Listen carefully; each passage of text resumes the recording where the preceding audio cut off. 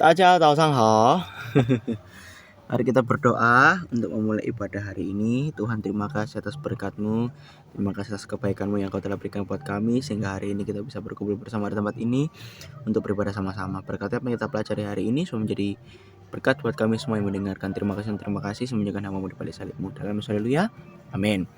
Shalom untuk seluruh SOG internasional, terutama daratan Cina dan Taiwan.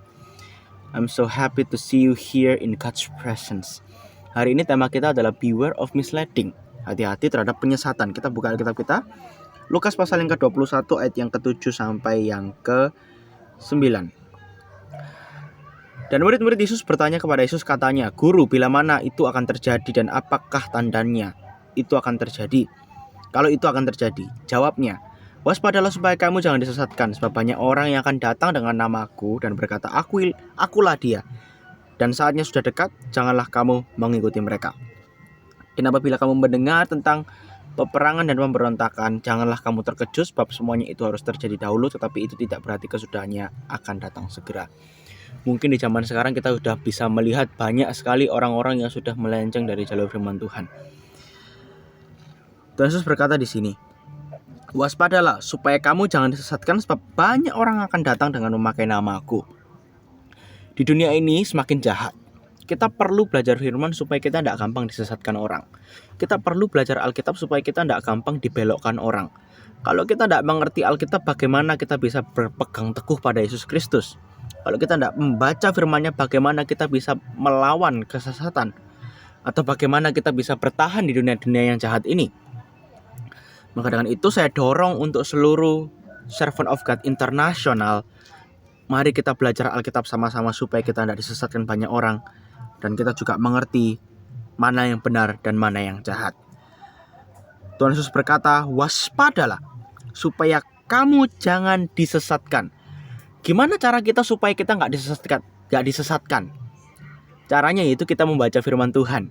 Dengan kita membaca firman Tuhan, kita mengerti kehendak Bapa. Dengan kita mengerti kehendak Bapa, kita tidak akan dijerumuskan orang lain jatuh ke dalam kesesatan. Kalau kita bisa lihat di luar sana banyak sekali aliran-aliran yang sudah menuju ke kesesatan. Banyak sekali contohnya, saya tidak perlu sebut satu-satu. Mungkin mereka menawarkan sesuatu yang dunia inginkan. Tapi kalau kita berpegang teguh pada firman Tuhan, kita tidak akan terkecoh pada semuanya itu. Asalkan kita berpegang teguh pada kebenaran, kita tidak akan pernah bisa digoncang-gancingkan iblis. Salah satu iblis untuk menggoncang-gancingkan hati kita dan iman kita itu adalah melalui penyesatan. Jangan kita buka celah untuk iblis masuk ke sana, supaya kita terus berpegang teguh pada firman Tuhan, dan kesesatan semuanya tidak terjadi pada kita. Ayo kita belajar firman sama-sama. Makanya saya buat in His presence itu buat apa? Buat kita mengenal Tuhan lebih dalam lagi setiap malam. Buat kita kenal Tuhan lagi semakin dalam. Dan kita menyempatkan waktu untuk mencari Tuhan dahulu sebelum kita memulai sesuatu. Mari kita berdoa. Tuhan Yesus, terima kasih atas berkat-Mu, terima kasih atas kebaikan-Mu yang Kau telah berikan buat kami Tuhan. Jaga kami, berikan kami hikmat untuk mengerti firman-Mu dan tidak disesatkan oleh banyak orang. Terima kasih Tuhan, terima kasih. Berkati juga teman-teman kami yang ada di SOG internasional, di nasional, dimanapun mereka berada. Kiranya Kau menyertai mereka. Terima kasih dan terima kasih. Dalam nama Yesus, haleluya. Amin. Tuhan memberkati ya.